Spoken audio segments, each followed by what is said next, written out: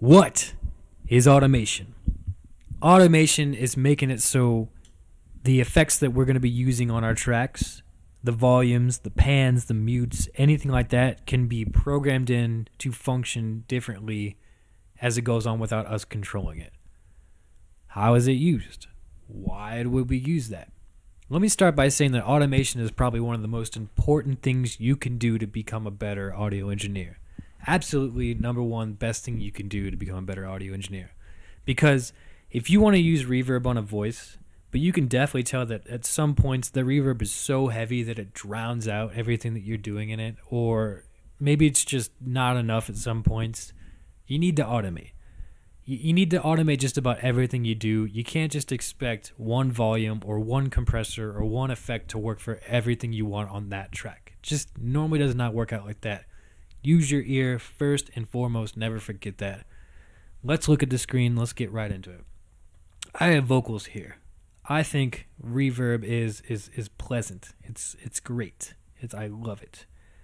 I don't know what this reverb sounds like.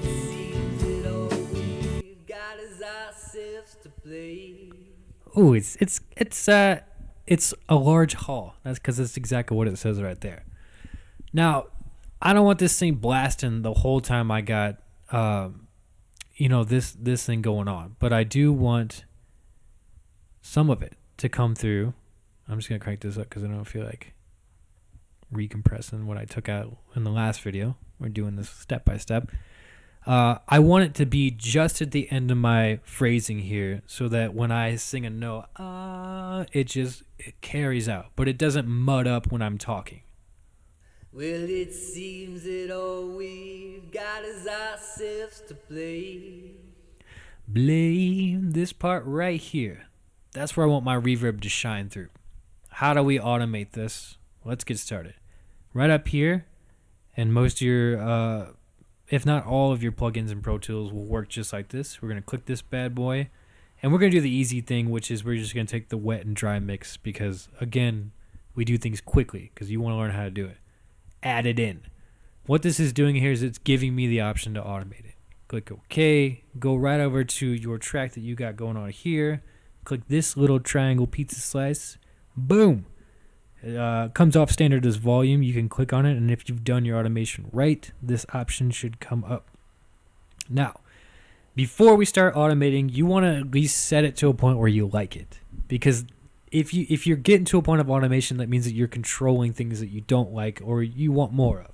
So we want to at least put it, we're going to say that this 30% is a juicy level of reverb on my vocals that I want to be taking for this part here. But I want more. I want this thing to be singing into a hall by the time it hits the end of this little phrase here. So we're going to take this little hand marker bad boy, and we're going to look at this line here because it's now opened up our control for wet dry on the reverb. And now I'm going to take the point, and I love that you can see exactly where it is that I'm looking for. And this little line right here, I want to go ahead and click above the line that I have on my automation, because what that's going to do is it's going to put a point right where I'm clicking without moving it. You'll notice that sometimes if I'm too close to it, all it does is just kind of move the point, or it, various things like that. We want to just be safe and click above it, because when you start to getting into real automation and you're moving it a lot, you might actually click a button that you don't want to do, and you don't, why waste time? We got enough time to do it right, but not enough time to do it twice. It's a great phrase that somebody told me a long time ago that I'm stealing. So what we want to do is we want to put it to a point where it starts. We want to put it to a point where it ends. The big thing about this, and it's gonna save you a lot of time with automation, is that I want to make sure that I have a point to where it'll just return to. And look at this next step here. So when I want this to increase, it goes back down to where I had it before. So that means that I can keep my level of comfort reverb that I had on it without changing the rest of the track. Because if I didn't have this point right here, guess what happens? Boom. It's just blasting for the rest of the track, and now I have to automate it back down. Save yourself the trouble. Because then you don't have to look at this and guess what it actually is. You already have it set. Always put yourself with 2 marks first. Where it starts, where it ends. Now we're going to take this bad boy, and we're going to put it to what we think we should have for here, and let it naturally kind of fall out, probably around about the time that you stop hearing the thing. And then, of course, we have our endpoint to where it returns back to normal. Let's listen. And then what I want you to do is look at this right here as it plays through to see the automation actually working. Got us ourselves to play. I find it's easy. It's church, baby. It's church. That's exactly what we want. And what that can do for a lot of vocals, just in this instance, is that we can take ending phrases that maybe you were falling a little bit flat, or maybe you wanted a note to just sing just a little bit more. We crank up that reverb at the end of it. It's a great way to just kind of polish vocals. But the main point of this is that you can see just how important it is for automation on just about everything. Because I have a juicy level of reverb that I like on the rest of my vocals. But you can tell that just in some parts, all it's doing is mudding up the track. But maybe I like it in just some parts here, and I don't like it in some parts there. Remember, always start with some place that you find is comfortable, and then move on to automating the points that you like. And once you start getting to a point where you're like, hey, that works pretty well for that phrasing, we can just take a look at this. Every little end phrase that I got here, I can do something similar. If you wanted to be real smart about it, hey, control paste. It's a computer. Do your computer things. Yeah, don't be a dummy. Don't be a dummy, boys. And in this instance, you can actually, because this is obviously shorter. Or you know what? Hey, screw it. Find them at her door. Look at that. That's beautiful. That's churchy. It's gold. And you see just how much that would add to the rest of our recording because I've done something like that. And what I can do also is I don't have to spend so much time trying to edit vocals or getting the best take or getting things exactly how I want them to, because this is what automation is good for. I just said it's not doing everything perfect, but that's exactly what it is. It's down to the line when we want things here and we want things there. We want to be controlled without having to do just a flat stock here or there.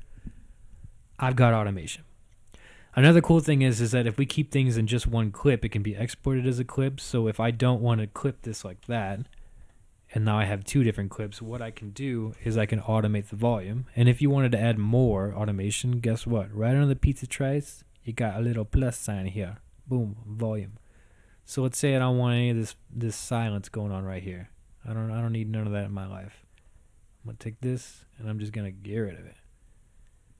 Not too important on where the dots are. Again, rough mixing. You should be working, not me. There you have it. And then I don't have to shut off the clip. And then when it comes in, you don't get any of the silence that could be done through the mic. Gone. Where's my mixer? Look at that. It's gone. When it probably comes back in, guess what it's gonna do? Right back up. I don't have to. Let's not wait for it. That's automation. You learn how to do it for this. It works for just about everything like that. So if you're looking for controls and you're looking through your effects processes and you need to make these things perfect to get your mix exactly how you want it, but you don't want to lose what you had before, we automate. And I'm going to reiterate by saying start learning how to automate now. It's one of the more tedious things to do in audio engineering, but it is also one of the best things you can do to improve yourself as an engineer right off the bat. Anyways, if you like this video, there's more in the future. Please subscribe. Comment with your questions. Ask me anything you want. Let's get this thing going. Boys, last video you ever watch on audio engineering. Let's go.